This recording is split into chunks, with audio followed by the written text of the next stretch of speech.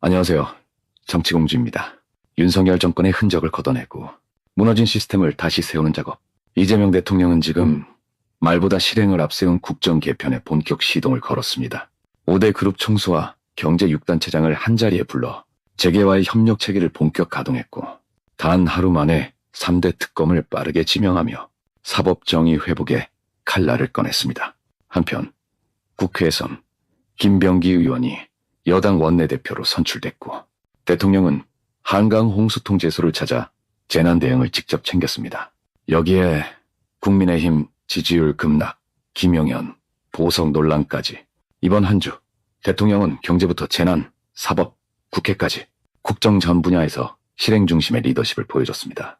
지금부터 하나씩 짚어보겠습니다. 6월 13일 이재명 대통령은 삼성, 현대차, SK, LG롯데 등 5대 그룹 총수들과 경제 6단체장을 초청해 첫 경제 간담회를 열었습니다. 이 자리에서 삼성 이재용 회장은 대통령의 자서전을 읽고 감명 깊었다며 청년 세대 문제에 공감했다고 말했습니다. 특히 청년의 취업난과 주거불안을 다룬 부분이 인상 깊었다고 강조했죠. 이에 대통령은 청년 인재 육성과 미래 산업에 대한 정부 지원을 약속했습니다. 현대차 정의선 회장은 친환경 산업과 전기차 생태계에 대한 정부의 관심을, SK 최태원 회장은 청년 창업과 스타트업 지원에 정책적 뒷받침이 필요하다고 밝혔습니다. 대통령은 대기업뿐 아니라 청년 중소기업 생태계와의 연결도 함께 설계하겠다고 말했습니다. 경제 논의를 넘어 청년 문제에 대한 공감과 방향성이 공유된 자리였습니다. 한편 이재명 대통령은 단 하루 만에 3개의 특별검사를 지명했습니다. 김건희 의혹 수사에는 민중기 전 서울중앙지법원장, 내란 사건 특검에는 조은석 전 대검 형사부장, 최상병 사망사건 특검에는 이명현 전 국방부 검찰단 고등검찰부장이 지명됐습니다. 세 사람 모두 법조계에서 전문성과 독립성을 인정받은 인물들입니다. 정치적 성향보다는 실무 중심, 원칙 중심의 수사 역량이 강점입니다. 민중기 전 원장은 2018년 양승 때 사법농단 사건을 엄정히 다뤘고, 조은석 특검은 대형 금융범죄 수사에서 검찰 내 최고 실력자 중 한 명으로 꼽혔으며, 이명현 특검은 군 내부 은폐와 싸워온 군 검찰 전문가입니다. 조은석 특검은 사초를 쓰듯 기록하고 수사하겠다고 밝혔고, 민중기 특검은 법 앞에 예외는 없다며 김건희 의혹 정조준을 예고했습니다. 이건 단순히 이름만 올려놓은 특검이 아닙니다. 이번엔 실제로 칼을 들 수 있는 사람들이 지명됐습니다. 국민들도 다 알고 있습니다. 그동안 제대로 수사한 적 있었냐고요. 언제나 권력 앞에서 멈췄고 흐지부지 끝났습니다. 이번엔 다릅니다. 국민들도 이미 이번엔 다를 거다는 기대를 품기 시작했습니다. 그 기대를 무겁게 지켜보는 중입니다. 또한 국회에선 김병기 의원이 여당 원내대표로 선출됐습니다. 그러자 일부 언론은 기다렸다는 듯 국정원 채용 관련 녹취록을 꺼내들며 또다시 도덕성 프레임을 씌우려 했죠. 하지만 사실관계는 명확합니다. 김 의원의 아들은 2014년 박근혜 정부 시절 국정원 필기 면접을 모두 통과했지만 신원조회에서 낙마했고 2016년 정식 절차를 거쳐 다시 합격했습니다. 이 채용건은 2017년 감사원 감사까지 받았고 문제없다는 결론이 명확히 난 사안입니다. 오히려 정치권의 공격에 가족까지 피해를 입은 사례에 가깝습니다. 그런데도 일부 언론은 마치 새로운 의혹이라도 되는 양 프레임을 반복하고 있습니다. 강자에겐 약하고 약자에겐 강한 언론의 이중잣대. 국민은 더 이상 속지 않습니다.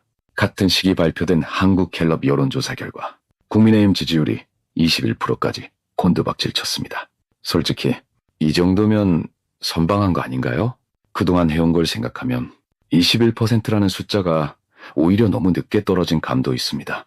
계엄 문건, 의료 대란, 외교 참사, 터질 때마다 책임지는 사람은 없고 우린 잘하고 있다는 말만 반복했던 지난 3년 국민들이 왜 등을 돌렸는지 스스로 돌아볼 생각은 전혀 없어 보입니다. 더욱이 60, 70대 지지층마저 돌아선 가운데 안철수 의원마저 윤 전 대통령은 의료 대란에 대해 국민 앞에 통렬히 사과해야 한다며 공개 비판에 나섰습니다. 이건 단순한 지지율 하락이 아닙니다. 기본도 안 지키는 지도부에 대한 정당한 심판입니다. 그리고 그 반대편에선 이재명 대통령에 대한 국민의 인식이 분명히 달라지고 있습니다. 같은 여론조사에서 대통령의 직무수행에 대해 잘할 것이라는 응답이 무려 70%에 달했습니다. 처음엔 불신과 우려도 있었지만 이제 국민은 결과로 증명하는 리더의 진가를 알아보기 시작한 겁니다. 이재명 대통령은 또 한강 홍수 통제소를 방문해 직접 장마철 대응 상황을 점검했습니다. 제가 궁금한 게 하나 있는데, 전에 강남역 침수됐잖아요. 근데 이게 여러 해 반복이 됐는데, 그게 구조적인 피할 수 없는 이유인지, 아니면 여기서 말한 것처럼 하수 간거 유지 보수 잘못인지, 피할 수 있는지, 예를 들면 지금부터라도, 아니 뭐 엄청난 뭐 대대적 공사 그런 상태가 아니고 현재 관리를 최선을 다하면 피할 수 있는지, 그 얘기는 한번 듣고 싶은데 좀 어떻습니까? 기상예보, 침수 취약지, 수위 조절 시스템까지 현장에서 꼼꼼히 챙겼고, 예측 가능한 재난은 사후 대응이 아니라 선제 조치가 핵심이라고 말했습니다. 윤석열 정부 시절을 기억해 볼까요? 2023년 수해 피해가 심각한 상황에서도 윤석열 전 대통령은 해외 순방을 강행했고, 이에 대통령 고위 관계자는 지금 당장 대통령이 서울로 뛰어간다고 해도 상황을 크게 바꿀 수 없다고 발언해 논란을 더욱 키웠습니다. 국민 안전을 최우선에 두는 리더십. 지금 그 차이는 분명히 드러나고 있습니다. 그리고 마지막으로 다룹니다. 지금 국민들이 가장 분노하는 장면은 바로 김용현 전 장관의 보석 가능성을 시사한 판결입니다.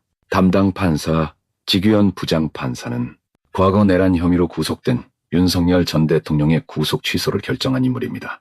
그 지규현 판사가 이번엔 윤석열 라인의 핵심 인사인 김용현에 대해서도 보석을 검토 중이라는 사실. 국민들이 이게 사법 정의냐며 분노하는 건 너무도 당연합니다. 김용현은 윤석열 사단의 핵심으로 정치 사찰과 선거 개입 의혹의 중심에 있는 인물입니다. 그런데도 또다시 풀어주는 쪽으로 움직이는 사법부? 아직도 내란은 진압되지 않았다는 증거입니다. 국민은 묻습니다. 내란 수괴제의 법정 최고형은 사형입니다. 그런데 내란의 몸통인 윤석열은 구속 취소로 풀려나 거리를 활보하고 다닙니다. 김건희는 수많은 의혹에도 제대로 된 수사조차 못 받았으며, 내란 이인자 김용현마저 보석을 통해 나올 가능성이 있다니 법이란 이름 아래 벌어지는 불공정.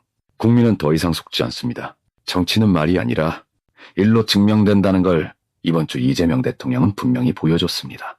경제, 사법, 재난, 국회 모든 분야를 직접 챙기고 스스로 책임지는 방식.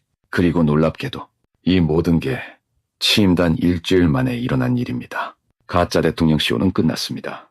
이제 누가 진짜 국민을 위한 정치를 하는지 뚜렷하게 드러나는 시기입니다. 오늘 소식은 여기까지입니다. 공정한 정치, 주권자의 시선, 정치를 정면에서 해석하는 채널 정치공주였습니다. 구독과 알림 설정, 거짓은 멀어지고 진실은 가까워지는 첫걸음입니다.